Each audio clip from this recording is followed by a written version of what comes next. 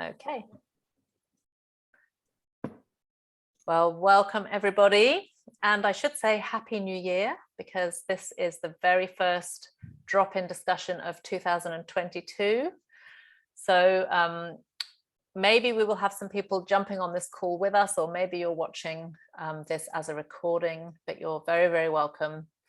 And of course, this is our third Wednesday of the week, when we have third Wednesday of the month, I should say, when we have our drop-in discussion to chat about the theme of the month. And my name is Miranda, and I'm joining you from Spain. And one of the things I love about this drop-in discussion is the chance to talk about the theme of the ELLC with people from around Europe, with regular YWAMers from around Europe. And today we have Kyle joining us from Bristol in the UK, and we have Martin joining us from Belgium, and we have Anna, who's also in Spain, but she's up in the north. And I'm really thrilled to have all of you with us for this time of discussion. Of course, the theme is New Year's resolutions, setting goals, how we feel about setting goals, how our personalities play into how we feel about setting goals. So we will be chatting about that, and I'm very much looking forward to hearing from you guys. But before we jump in, maybe I could just have you introduce yourselves. And so, of course, ladies first. Anna, perhaps you could tell us where you are and what your ministry life looks like, and a little bit about yourself. Hey, thank you, Miranda, and thank you for having me. It's very special for me, as you know. Yes, I am Ana. I am originally from Peru, but also I have a Spanish nationality for 2 years now. I live in the north of Spain, in a place called the Basque country of Spain, So I have been teaching biblical principles of government and economic for about 20 years now.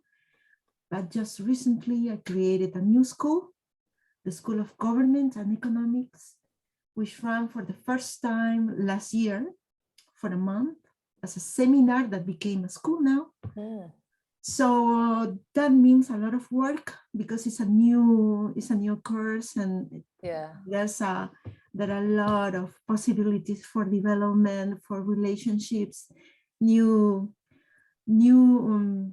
open doors for teaching, and so I'm quite busy, but it's all around this topic of government, economics, and social issues.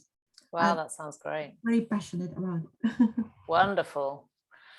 And I asked you this earlier, but do you teach in Spanish or English so that people can hear that? Both. Of course, I prefer to teach in my own language. I can joke more. Yes, that's right. Yes, but I also like doing it in English. It sounds different. I mean, it adds another, it's another spirit. So adds something different. Different feel to it, yeah. Yes. Well, it's good to have you with us, Anna. Thank you. Thank you. So Kyle, tell us a little bit about yourself, fellow Brit. Yes, hello. So I'm Kyle. I'm based in a city called Bristol in England, which is roughly 2 hours west of London, if you can kind of picture that on a map. My wife and I moved here 9 years ago to establish YWAM here in Bristol. It's been quite a journey. We have 3 small children, 2 girls and a boy, so that keeps us well entertained. And over the 9 years, really, we've been involved in so much, because when we came to Bristol, we didn't want to come with a plan. We didn't want to say, well, this is what Bristol needs. Rather, we wanted to ask, okay, Lord, what have you put in our hands, and what would you have us do? So over the years, we've done arts ministry, youth ministry, homeless ministry, church-based discipleship. Currently, our focuses are on establishing DTS in Bristol. as well as Bible engagement. So how do we get the Bible into people's hands in Bristol? How do we get the Bible into get people reading the Bible and talking about the Bible? So we did a pilot project just before Christmas in a new build housing estate where we handed out Gospels and children's track and so many things, and so that was good. That was really cool, and we're now praying into, okay, Lord, what were the lessons and how do we move that forward and find a new place to then continue that process. So those are the things that we're focused on here in Bristol. That's great. And we heard that you have COVID in the house. Yes. Unfortunately, I'm positive and asymptomatic. My wife is negative, but is not very well. So. Oh, how strange. Yeah, I know. Sorry about that. Well, it's good that one of us is feeling all right, so we can still feed each other. 3 small kids. Yeah, exactly. So, but yeah, now, we're doing okay. Thank you for joining us, Kyle, in the midst of all of that. Yes. Now we have Martin with us, who is normally or often behind the scenes, making sure that all the technical things of these drop-in discussions and other things happen smoothly. And we have pulled him out of his anonymity and he's joining us today to talk about our theme of the month. So Martin, tell us a little bit about yourself. Where are you and what are you busy with? We live in Belgium. We are pioneering in the French-speaking part of Belgium. Well, I keep myself busy with the last couple of years, been a lot busy with renovating our house, but that's coming to an end. So with COVID and even beyond COVID, I'm doing a lot of technical support for conferences, for the big international conferences or for schools. Now it's through Zoom a lot. Before it was video technology on site, and then as well giving some input on Belgian level on seeing where we can go, where we can create space for teams to come, for new ministries to bloom. So we are re-evaluating required by law or legal setup. So okay, that sounds like it's taking quite a lot of concentration, I imagine. Well, thank you all for joining us to talk about goal setting and New Year's resolutions. Now, this month, I tried something a little bit different. On the European Leaders Learning Community Facebook page, I posted a post and said, is anybody interested in talking about goal setting? And Anna, you put a little comment there and you said, oh yes, that's a great theme. So I would love to hear from you. Do you set New Year's resolutions, and what is it about goal setting that is exciting and positive for you? Well, I may not be the best person to talk about it right now because I haven't done it yet. It's okay, we won't tell anyone. But I will do the job. I will do the job. I think as a priority. Otherwise, we can find ourselves just diverting ourselves in many things that are not, are not leading us to our goals. And I've been thinking a little bit about this in these last days, and trying to find a place where I can really sit quietly and reflect about this. And I think it's important to fix certain goals, but not before we have made a revision or a review of the past year. And so we can evaluate how we did things in different areas, in personal areas and technical areas, like areas of wisdom, what was good, what was not so good or can improve. I like to do that. I like to learn the lessons of life. And because so much happened last year, it was very intense. And this year got me by surprise, actually, because I didn't know it was coming to an end. 2021 came to an end, and I haven't had the time to just sit down and think what happened. Yes. Everything so busy. But yeah, I think we need to go for an evaluation of the past year, and then start once again looking at our vision, the main vision, and realign everything in order for everything to contribute, and for us to have a more to flow. Right. And so it really means a lot in terms of knowing who you are, why you are here. I like to ask myself, who am I really? So I used to be in YWAM in the 90s, always working for very well-known leaders. And so many times I didn't know if I was doing this to serve them or because God wanted that for me. Right. So, but I remember also that at the time I was in Lausanne, in Switzerland, Lauren Cunningham showed up sometimes and he asked me from far away, Anna, what is your vision? So I think we need to review that to go for, for those questions and set up goals according to that main vision about ourselves and what is God's purpose for us. Yeah. Yeah.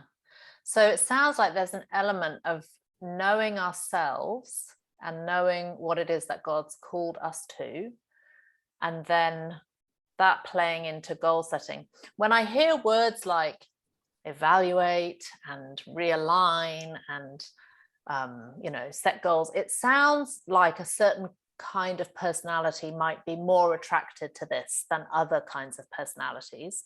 I tend to be a planner, so it appeals to me quite a bit. But I was interested to listen to Paul Marsh's talk, and where he talked about how different personalities engage with goal setting. So I wondered if anybody here finds themselves by personality not so attracted to the idea of planning and evaluating. Okay, Kyle, speak to us. Well, I don't know if I've got anything to say.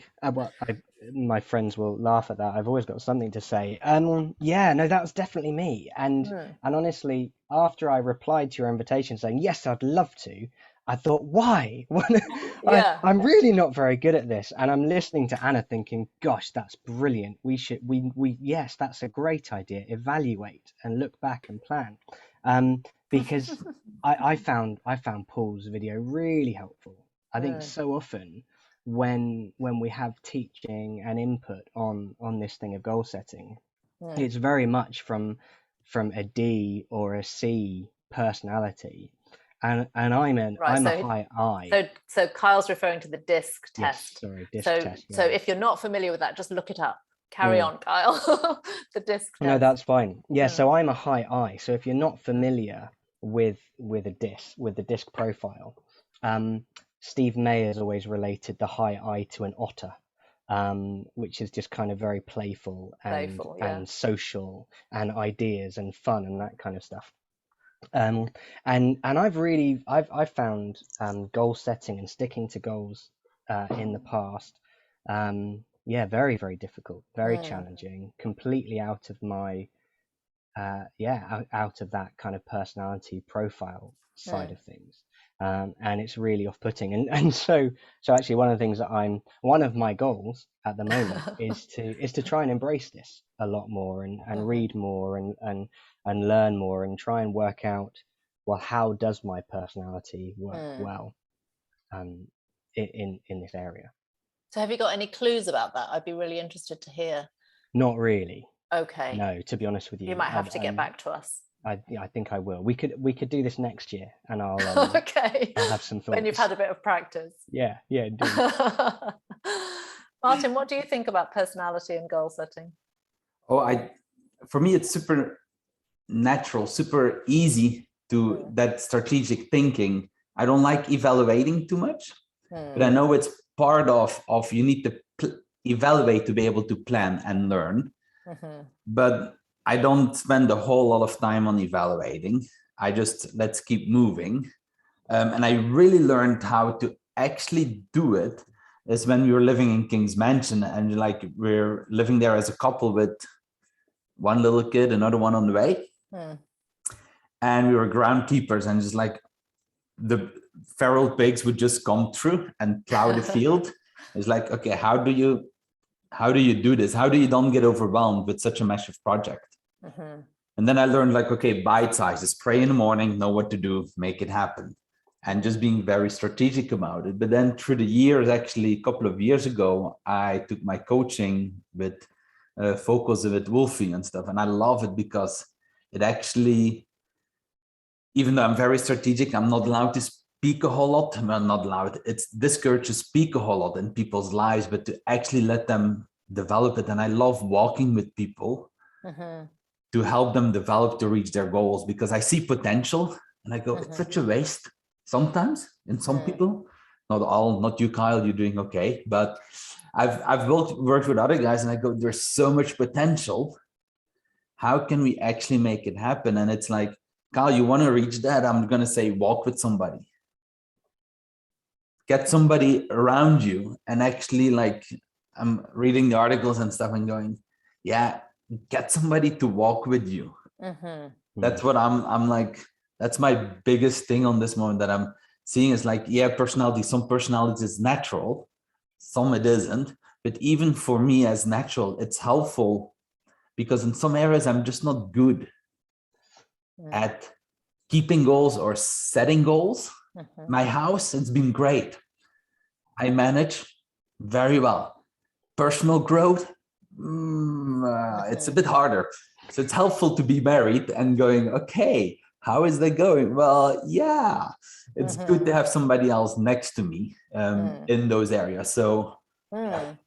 I love that you brought that up, because I noticed that a few of the people who contributed this month talked about that relational element. And we can often think, oh, you know, this is me, myself and I'm setting goals for my life and I'm going to achieve them, sort of thing. But yeah, surely we need people around us who can walk with us and help us. Not, well, sometimes perhaps in this sense, you know, we use the word accountability, and sometimes that's part of it, but really in cheering us on and bringing encouragement and motivation. So is there anyone who has an experience to share of somebody walking with them, or perhaps just becoming aware of your need for somebody to walk with you as you've set goals and sought to see them fulfilled? Well, I can share something about that. I'm Karen from Y1 Madrid. Hi, Karen. Jump Hi. on. Yeah, I'm kind of like a natural goal setter, but I hadn't actually set goals as such this year. I had a lot of things that I've sort of listed down that I want to do this and I want to do this. And then it was just yesterday, actually, I was talking with my team leaders and saying, oh, you know, I just feel so overwhelmed because there's all these really good things I want to do. And obviously, you know, the things that I'm responsible for as well at the mission. And so one of them said, well, instead of feeling overwhelmed, why don't you, set some goals? And I thought, well, yeah, of course I should, you know, and I say that it comes naturally for me, and I've often been staff on LDC, so it's also something, you know, that we teach on there. And I think, well, you know, I haven't been doing it for myself. So, and then I just saw the post that said that today was about goal setting. So great. I jumped on. And here you are. That's awesome. Yeah. Perfect. Well, it's good to have you with us. And that means there's 3 of us on the call from Spain, which is just wonderful. Wow. Yes. Anna, were you going to add something about this idea of having people walk alongside us? Yes, of course. For me, it is very important because I am naturally a loner. I always knew that one of the Y1 values is teamwork, relationships, but it has been a long way for me to really, you know, pass it on from here to here. And a moment came when I couldn't continue, because if you want to start a ministry to serve others, you need a team to do it. And it's also a habit for me. Mm. It is. And it's a nice discovery. I think it's enriches your life quite a lot. And also it's a discovery, it's a pleasant discovery, because as I am used to do it, everything myself, and then you discover the power of teamwork. So one of the things that I think I need to look at carefully for this year is how to welcome all these people who is interested in work, in this vision, because it's a vision, it's not just a course, and how they can be part of this and also achieve their own goals. I think that makes it really rich and more meaningful. That is one of the main points in setting goals for this year, I think. Yeah, that sounds great. I'm wondering, Kyle, if achieving goals together could be a very kind of way of working with goals. That seems a bit more sort of suited to that personality. What do you think? Yeah, absolutely. And I completely agree. And I think that's always I suppose up until now, that's always been the challenge of pioneering and of being in small teams and small locations. I think thankfully, one of the really positive things to come out of COVID is we are far more used to doing things like these and having coaching virtually.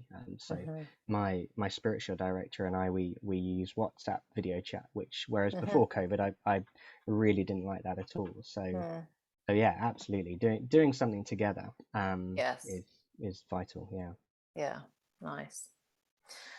I was wondering if we could talk a little bit about the sort of core reasons why we think setting a goal or having a New Year's resolution, whatever, could possibly be important.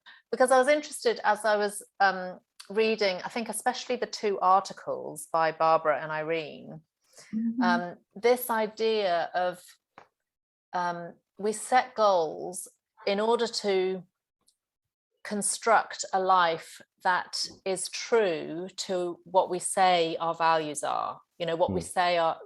I say I want to have good relationship with, my elderly parents, say, but do I have any concrete thoughts about how I'm going to do that, given the fact that we live in 2 different countries, something like that?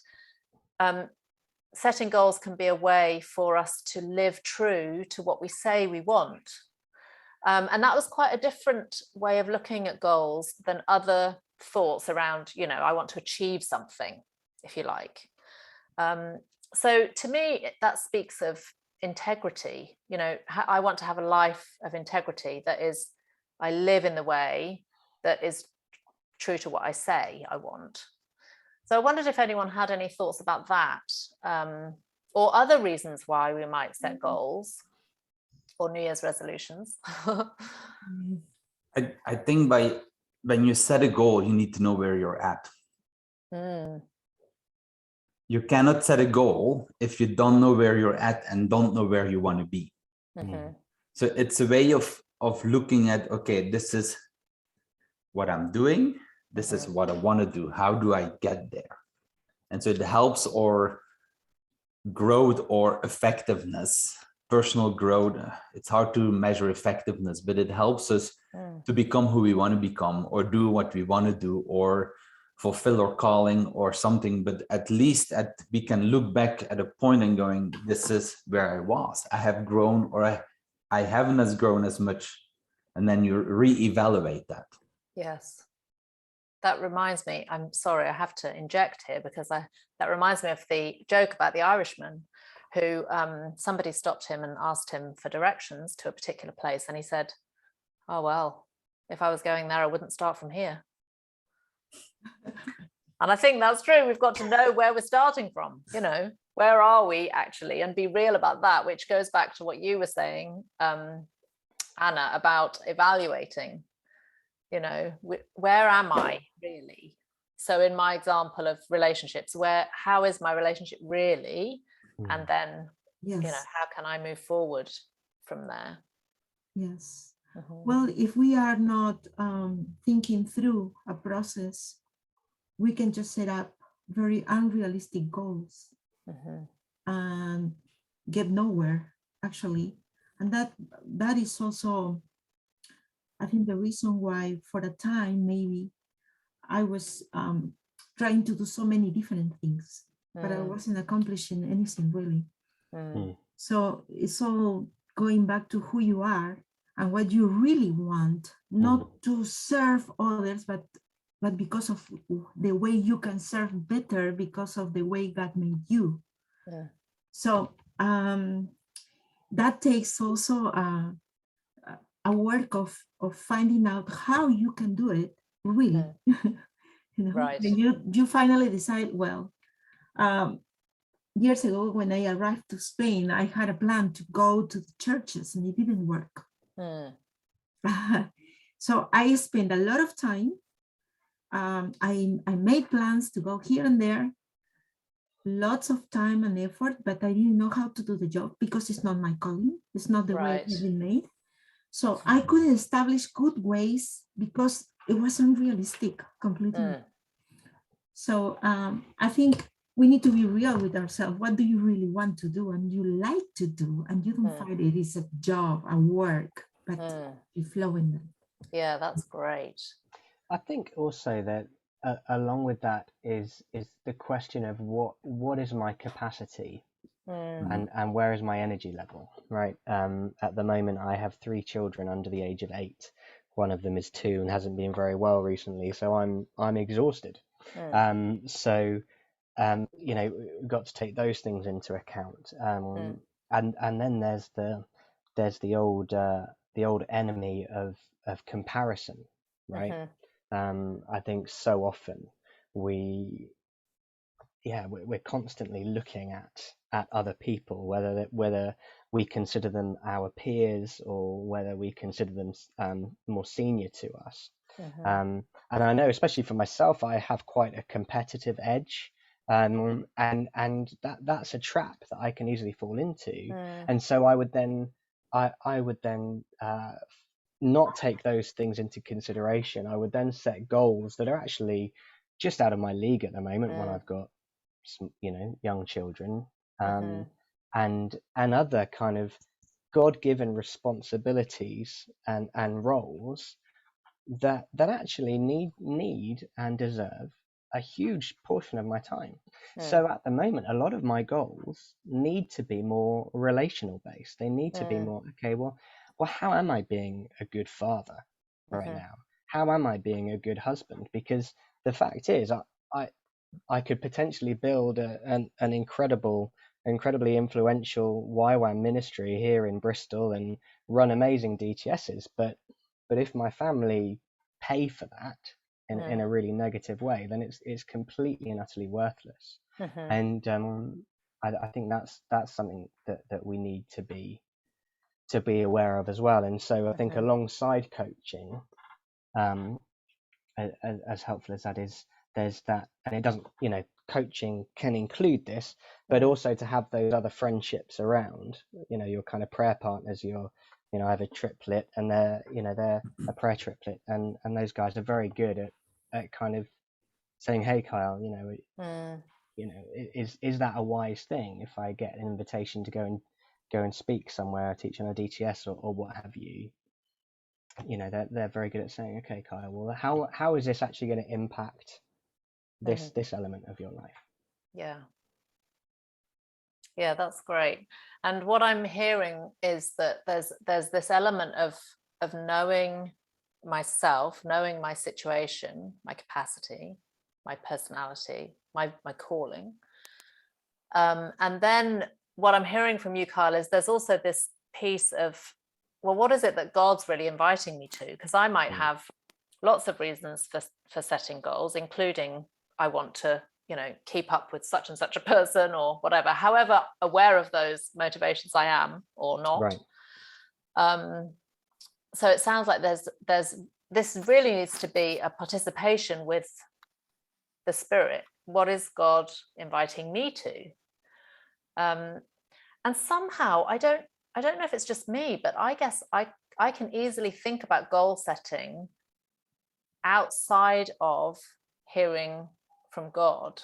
You know, it seems like a very human thing to do, a very kind of cognitive thing to do. So what are your guys' experiences of setting goals in participation with the Spirit of God? How do you go about that? What are your thoughts on that? Well, interestingly enough, I'm coming to the end of a leadership training school that I've been doing with YWAM that Martin's been a part of, and a big portion of that school is what's called a life journey plan, which has been a headache for 12 months, but I handed it in, so yes. But it actually, you know, I approached it thinking, okay, this is going to be, let's buckle down, and but it is really, really helpful. Please don't tell the leaders of the course that I said that publicly. No, it has been great. One of the things that was really helpful for me is my small group leader, Andreas Kustad from YWAM Norway, said, Kyle, don't think of it as an academic process. Think of it as a creative process. Because he's a musician. He's very creative, even though he's very academically minded as well. And that really, really helped. So actually, when I kind of tackled this project, and I should say the Life Journey Plan is a huge project where you do a lot of evaluation. So you look back through your family line, you evaluate what are the godly aspects of my inheritance and what are the not so godly aspects of my inheritance. What are my core values? And out of those core values, how do you break those down? So what are the principles to that? And then from those core values and those principles, you then say, okay, well, what are 3, maybe 4 focus areas that I want to focus on over the next couple of years to develop? And then you kind of break those are your broad goals, and then you break those down into smart goals and those things. And this, like I say, this document's taken 12 months to write. But the thing that was really helpful was when Andreas said, think of it as a creative process, not an academic process. And so that's what I did. And actually what I would do is I would lump out hours at a time where I would go into our prayer room in our YWAM base, and I'd take my guitar, I'd take my journal, I'd take a couple of whiteboards, I'd take my Bible, and I'd either, you know, play music myself, or I'd just put my earphones in and play some worship music and really get into that place of worship. Because so much of it was that introspective, okay, Lord, well, show me. What are the things that are really, really important to me? And I just wrote out reams and reams of things that I, you know, lots of spider diagrams and all things, and just also because I'm an extrovert, so that's really helpful. So I just kind of just poured loads of stuff out into my journals and onto these whiteboards over hours and hours at a time, and then I was able to say, okay, Lord, highlight to me what are these things. And that was helpful, because then, as you say, Miranda, it wasn't a case of, okay, well Steve over here at this YWAM base that I admire is doing this, so I'm going to do that and set my aims around that. Is no, who am I? Where am I in my life journey? Married, young children, you know, this, that, and some of the other. And then you know, as I was finishing off this document, I kind of looked at these focus areas and thought, actually, yeah, I could do this. This is not completely far off. It's far off enough that it, you know, it's a bit intimidating and a bit There's scary. a reach. Yeah. There's a reach, and I recognize, as Martin said, I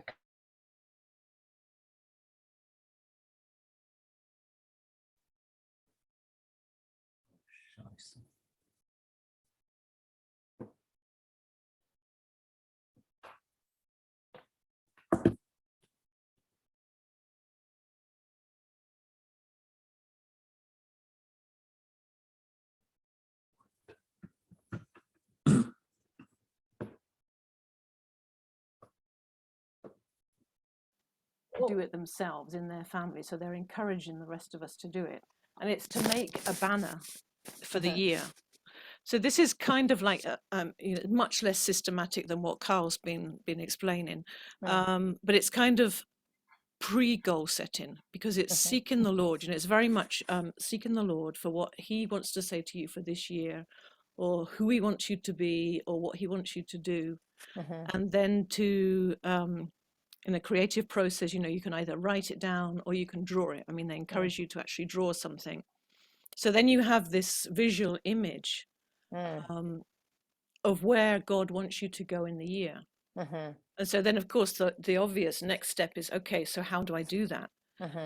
And what I find encouraging about it is that as it's visual, you've kind of got it in your mind. Yeah. And so if somebody proposes to you a new assignment, you think, okay, does that fit in with what I put on my banner? And then you can, it's much easier to say, I don't think that's where God's leading me right now.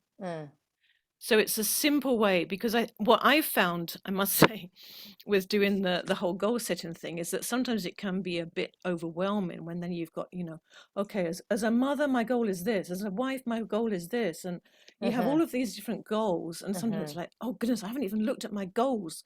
Whereas this is like much more natural. It's quite prophetic as well. If you've heard from God and it's a picture and it's words, then for me, certainly that's really helpful, because I think, okay, God spoke to me in January, and this is where I'm heading. Yes, that's and to great. get there, I need to do this. Yes, and it sounds very significant to have, like you say, that visual thing that you have to look back on, and whether that's Kyle with his journaling and his what do you call it, timeline thing, life journey plan, or whether it's me with my something I've got up on my fridge or whatever it is, that there's something visual to look at, and that seems helpful to us. We're embodied human people. We need things to be tangible, visual, and that helps to remind us what we're going after. I had a question, unless Anna, did you have anything on that you wanted to jump in? Well, you mentioned about doing things that God didn't call you to do. And I don't know if that is a matter of personality, but even when I said many times, I'm not going to be doing this any longer. I mean, I'm not going to jump into things because I'm so, I get enthusiastic very easily, vision. And I think I'm the D in the disc, because I'm a D person. But then you find yourself in a place where, once again, why am I doing this? I don't even have the time to do it. And of course, with time, you realize you need to refrain from that, and you need to be really focused. So sometimes it doesn't work. I just find myself doing it again. And also because I think in my first years in YWAM, it was like that. Everything was like that. A lot of vision, a lot of initiatives here and there, until you find your own stream. And you need to be faithful to that. So you avoid problems yourself, health problems. It's overwhelming. There is no time to do everything. So you need to be realistic again. Yes. Yeah, that's very good. It sounds like it's a case of learning what to say yes to and what to say no to, and to know it's okay to say no, because that enables me to say a better yes, or a more wholehearted yes to the things I'm really supposed to be doing. So my question was, so what happens then when you set your goals and you have a bit of an idea of the timeline that you think, as you've listened to the Spirit, this is where we're going in the next, I don't know, 2 years or something. And then you don't manage to achieve those goals in the time that you thought. Now, this could relate very well to like a pioneering team like Kyle's small team there in Bristol. You have an idea of things that you're going to be able to do in a certain time frame, and that's not what happens. It could also relate to us on an individual level or a family level. So what does that mean? Does it mean that you got it wrong, that you didn't hear God? Does it mean that there's spiritual opposition and you're supposed to push through? Does it mean you need to adjust your goals? How do you respond when your goals are not fulfilled in the time that you thought? Maybe this relates to renovating a house too, Martin. Maybe you've had some of this experience. I think, and this is my opinion, God gives us goals to keep moving. God is not disappointed when we don't meet the goals or when something else happens in between, but a goal gives us a reason that some of us more than others need to stay focused or to get up in the morning and get going on something and accomplish something. So it's God knowing better for us what is reasonable for us to be able to achieve, because with our house, yeah, it's been a bit longer than foreseen. But I've given it every time. I don't think I could have done it a lot faster. Here and there, maybe I might be able to work a week more, but there was reasons why I took downtime, because sometimes body needed it, sometimes other projects came up or family needed it. But having that goal made me push every week, listen and evaluating, looking at myself going, okay, what in this circumstances, what can I accomplish this week? What can I accomplish before? Often with me, it was, what can I accomplish before my next travel? Can I bring the house to a place that it's safe? Because if half your wall is gone, you need to keep it safe and not leave it open when you're traveling for 2 weeks. So those were the questions I was asking, and just going, okay, house wants to be done in 3 years. Okay, we're over the 3 years, but it doesn't mean I failed. It just gave me a reasonable time perspective on, okay, I need to plow through for 3 years. It's going to be tough. 3 years on my back, on my shoulders, and just need to keep it going. Yeah, there's more to be done, but yeah, I mean, this is something that Anders talked about in his leadership lounge, his interview there, that in their experience as they were getting a new team pioneered, they had thoughts about how, you know, when it would be that they would be able to get planted in the city where they were projecting to be, and it didn't work out in the time frame, but it did work out after that. And we can feel, like you used the word fail there, Martin, we can feel like, oh, I failed. And so we, you know, the shame that comes with feeling like we failed causes us to back off completely and think, oh, well, you know, I'll just give up then. And maybe this is the story of most New Year's resolutions. So I don't know, how do we feel about that? Making those adjustments, overcoming the sense that we failed and keeping moving, if indeed this is a goal that is given to us by the Spirit. A quote I remember from somebody, and I don't know where the original quote comes from or the information comes from. It's, we overestimate what we can do in the short term. We underestimate what we can do in the long term. That's good. That's really good. Yes. I think part of the thing that we have to remember, because I've struggled with senses of failure and fear of failure and those things. You know, I've been in Bristol for 9 years, and I thought it would look a lot different by 9 years. And I think it's that thing that you learn through spiritual formation, right? That God is far more interested at the formation that's going on inside of your heart and the character that's being formed than he is on the external fruit, I suppose. And I think that's something that we really, really need to remember. And I think Martin hit the nail on the head when actually goals are designed to get us moving, because you can't steer a ship.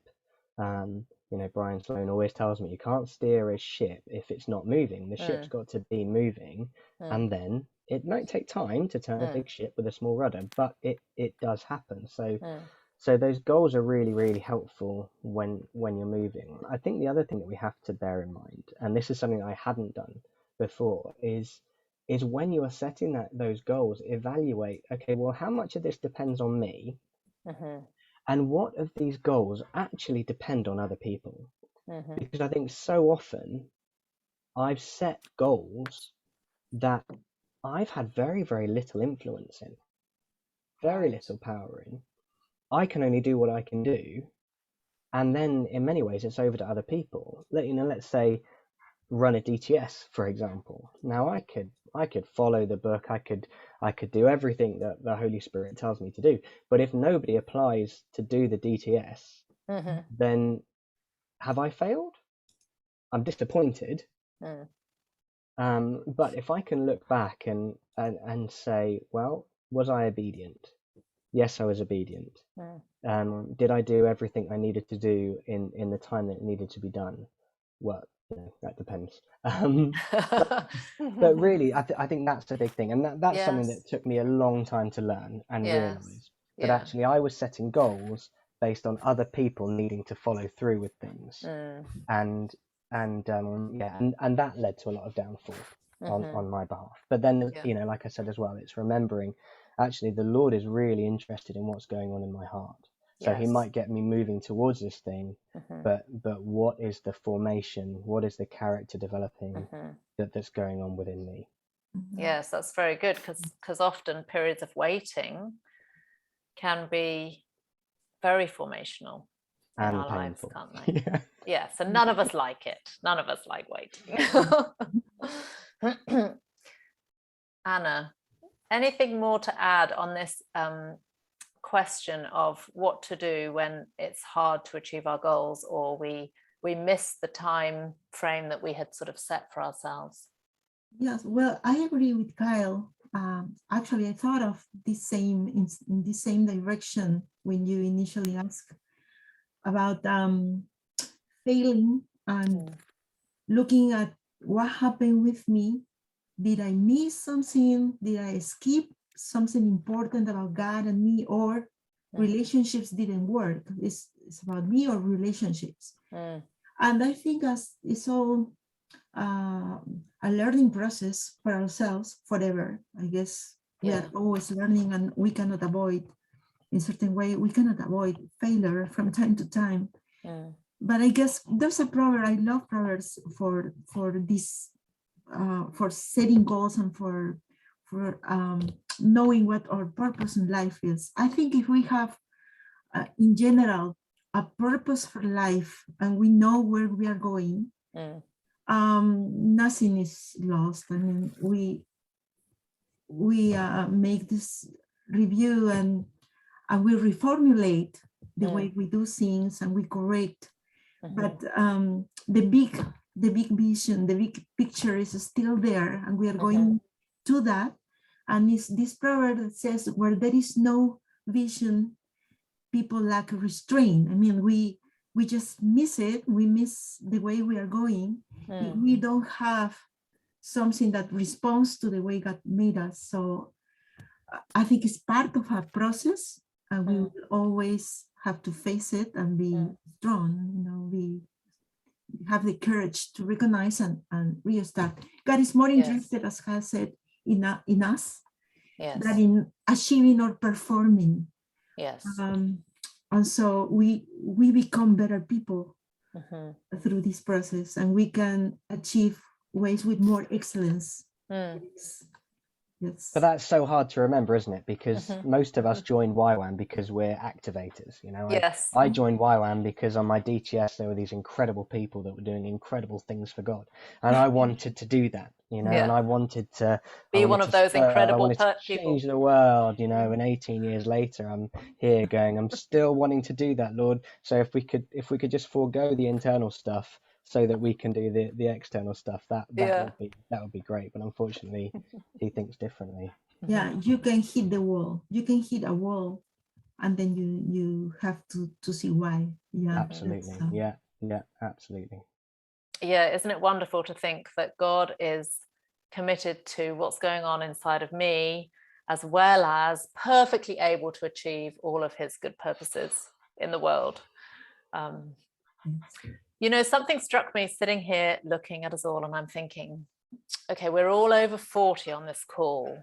No. At a wild guess. And and I'm wondering, does goal setting look different in different seasons or different stages of life?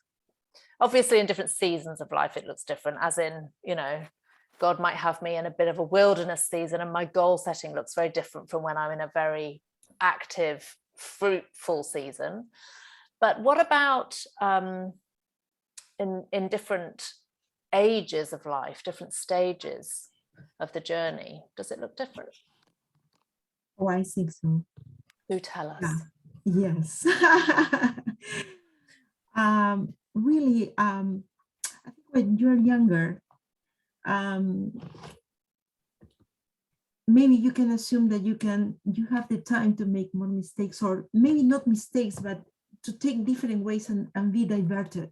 You know, and you may be, depending on the personality, you may be more focused on goals. And as for me, I learned to be less focused on goals and more on people, which has been a long way. And also, I used to be, as somebody described me, a Pandora's box. I don't want to be a Pandora's box anymore. I mean, for a few years now, I'm not interested any longer. I don't have a lot of different things to do, but I just have one thing, and it's the creation of a mentality in these spheres. So I think my personality is very diverted and very impulsive, but I think I learned not to kill myself concerning goals, you know, and just know that if you want to achieve goals, you need to focus. I mean, maybe there's people who are matrix and they can fix many different things, but once again, you need to know yourself. So I think with time, with the years, you learn to respect yourself. Yes. Thanks, Anna. Any other thoughts? I think also it changes depending on your roles. You know, roles and goals are always linked. So, you know, those of you who've been saying, well, I've got young children. Well, obviously it's very different. You know, my daughter's just got married and now she lives in Egypt. So it's very different how I relate to her than when she was living at home. So I need to set a different sort of goal, you know, be intentional about Zoom calls or whatever, or sending a WhatsApp message. It's not the same as just coming home and having lunch together. Yeah. So I think, you know, as you get older, obviously your relationships in that sense change, your roles change. Maybe you're not full-time in missions anymore. So yeah, so definitely I think, and the energy level is significant, or your capacity, you know. I mean, that's certainly something that I've noticed, that I used to be able to do so much more, it seems to me. And now I just think, oh, I just need a nap, you know.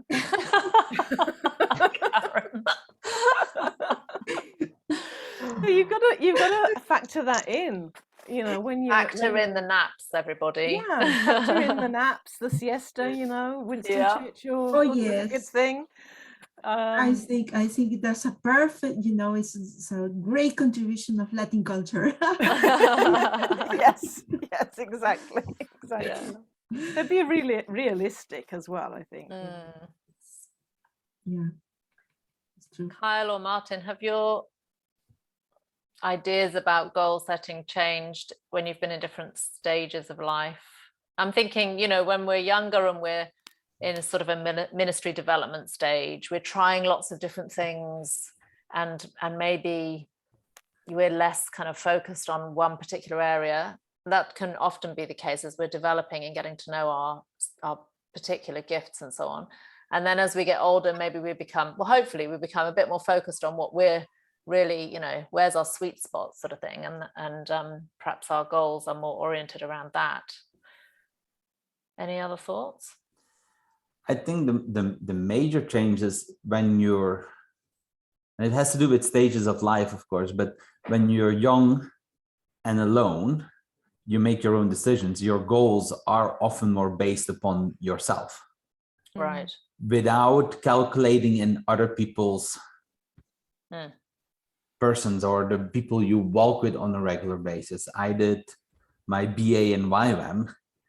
Okay, I had was some accountability to my parents, but I just moved around going, okay, I'm going to Switzerland for 3 months, then to Germany, then to Netherlands. It wasn't a problem.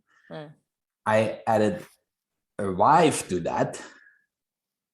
That changes dynamics because you're going, okay, I want to finish my degree or I want to run a marathon, and going, okay, yeah, sure, why not? It still depends on me, but it affects the family. It has implications for others. It has more implications in different areas of your life than when you're by yourself setting goals. And I think that is, one of the major changes between it over the years. Because when I was just reflecting upon it by myself, and I was like, beyond that, I'm still weak I wasn't strong in personal growth, and I'm still not strong in setting goals for personal growth. But back in the day, I set goals for exercise, for sports I love doing. I still set them today. It just, I need to think differently about the goals. Like I said, with, okay, what is the impact on the people around me? Before I just had to look at, okay, what's cool? Okay, I have evenings free. I can do every evening whatever I wanted. Now it's like, okay, yeah, we have evenings free. What are the kids doing? Oh yeah, no, I don't have evening free. I need to drive. Or, well, I haven't hung out date night. I haven't spent enough time with this or that. So there's more responsibilities to keep in mind. I think as well to add, we view success differently. You know, when I was younger, if something didn't work, that reflected badly on me. Whereas now, if something doesn't work, it's like, okay, well, that didn't work. I've kind of got used to things not working. And what you do, don't you? You're kind of, well, I've tried lots of things. Some of them work, some of them haven't. So, right, well, why didn't it work? And let's go back to what Anna said earlier about evaluation. Okay, so what didn't work? Well, let's just try that again. Let's do it differently. And we recognize that actually, well, it didn't work, but that doesn't mean I'm a terrible person. It doesn't mean I failed. It just means that didn't work. So let's try and work out why, and let's try and work out, well, which part of that is my responsibility that I can do differently, and just dust yourself off and try again. Excellent advice. So there was, I don't know if we've touched on all of the different resources that were on the European Leaders Learning Community website this month, but if there's anything that jumped out at you that we haven't mentioned, maybe now is a good moment to do that. Anything that just was a nugget that stuck with you, or something else you'd like to mention that we haven't covered so far? I just think that the thing that struck out to me that I just wanted to highlight was your video, Miranda. Oh, really?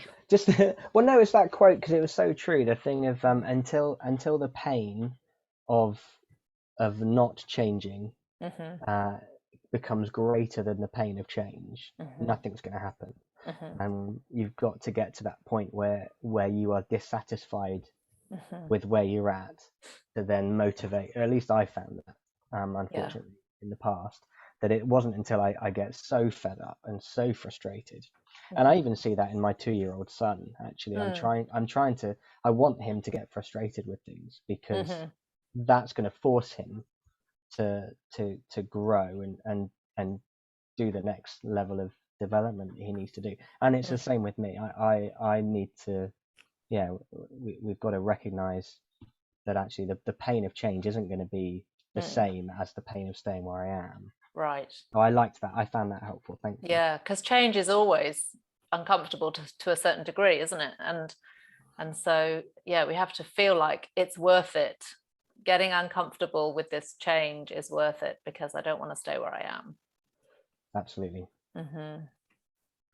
I want to go back to something that Kyle said earlier, the comparison, ourselves comparing to others. But as well, I want to add there that I want us to challenge as leaders, because I've seen it happen, that as leaders, we compare our staff to one another. and how detrimental that is, or comparing him to me and going, yeah, but he's not working as hard as I am. Or and so comparing staff according to the rules, because it's not that a mom with young kids can handle a whole department, that any other mom can handle that department, because the family situation has changed. And so that's a little bit, I want to take the comparison more away from just us to something else, but as well as we are looking at stuff, to not do that comparison between others as leaders. Yeah, thanks, Martin. Very good. Very, very good. Anna, any final thoughts from you, or things that you really wanted to say before we finished? Well, you see, I said I was going to do the job these days, and I think it's once again not about just plans and things that we write down to know how to go about our projects. But I think it's once again an opportunity to experience God's presence in our life. And what excites me the most is that when I meet God this way, is once again Him saying, I really love the way you are.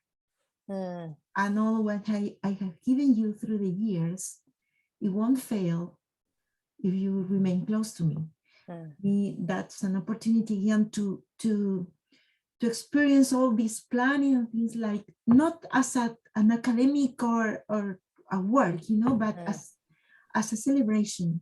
It's a celebration of what I'm going to do with God by my side. That is my main thing, is that I didn't do it until now, because it really requires to sit down and just give time to God to say what He wants to say to you.